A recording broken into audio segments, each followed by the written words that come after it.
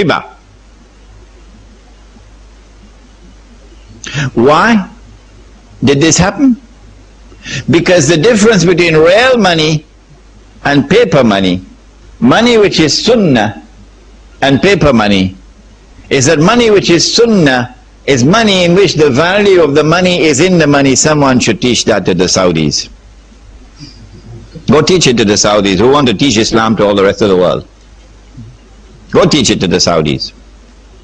The value of the money is in the money. The definition of the paper money is that the value of the money is no longer in the money. And so the value can be changed. Every time the value is changed, the value goes down. What happens when the value of money goes down? The first thing is that there is a massive transfer of wealth from the masses to that predatory elite, which in this case was the government, Uncle Sam. The masses lost half of their wealth, almost half. That's the first thing that happens when the value of the paper money goes down. What's the second thing that happens? The answer is this. I worked for the whole month. I got my salary in gold. Could buy a camel. Took it home. Put it underneath the pillow. Took it out after 5 years, you could still buy the camel. 10 years, you could still buy the camel. But when I get my salary in paper now, I could buy a camel, take it home, put it underneath the pillow. Few years later, when I take it out, can't buy a camel anymore. Could only buy a jackass now.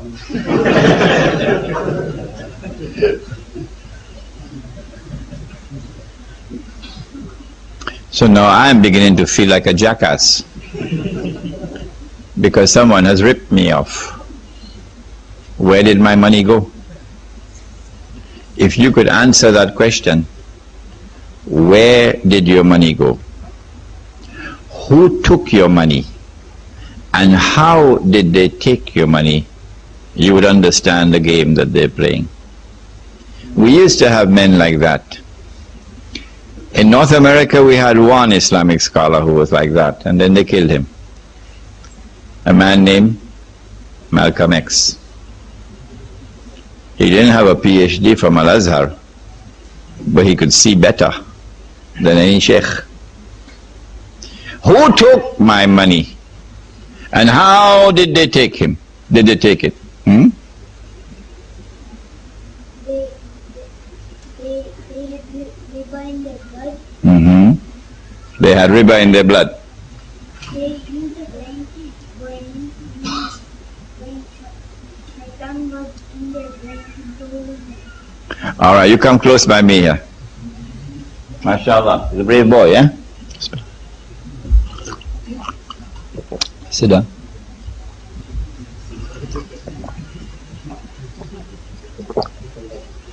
I make a dua that one day you'll also sit here on the chair and you'll also give the lecture, inshallah.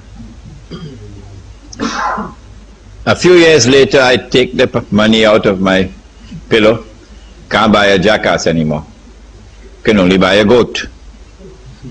A few years later can't buy a goat anymore. Can only buy murgi, dajaja, chicken.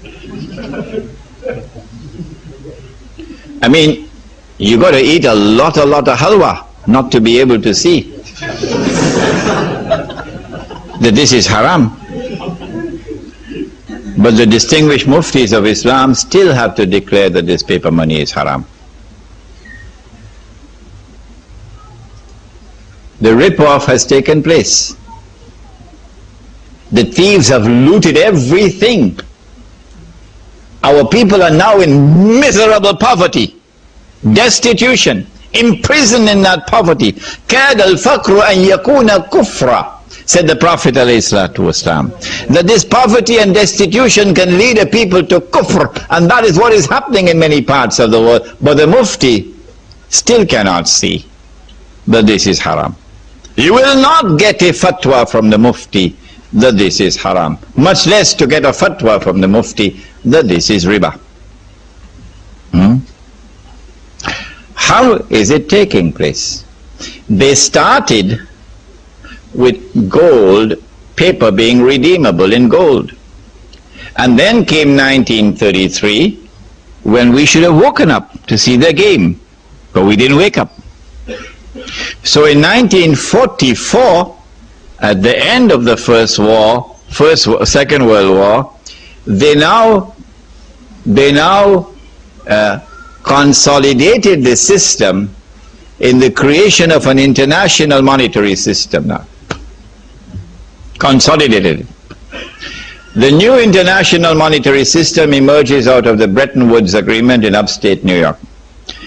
Every Darul Uloom should make it obligatory for the student to study the Bretton Woods Accord. You must study the Bretton Woods Accord to understand monetary economics today, so you can understand the subject of riba. Is it taught in the Darul Uloom? No, it's not. At Bretton Woods, what did they do? They said, no longer will paper be redeemable in gold. Only one paper will be chosen to be redeemable in gold. All the rest will not. The one paper which was chosen was the US dollar. So the US dollar will be redeemable in gold, but not sterling pound, and not Pakistani rupee, and not Indonesian rupiah, not Australian dollar. No, only one. So this is a major blow to the integrity of money. The second thing that they did was to declare that the only people who could come to Uncle Sam to redeem their paper for gold are governments. You and I can't do it. Only governments, only central banks. So now the entire system has lost 99% of its integrity. It has only 1% left of integrity, but those fellows are still eating halwa. 1% integrity left. That governments, central banks can go to Uncle Sam with their US dollars and demand the gold. Nobody did.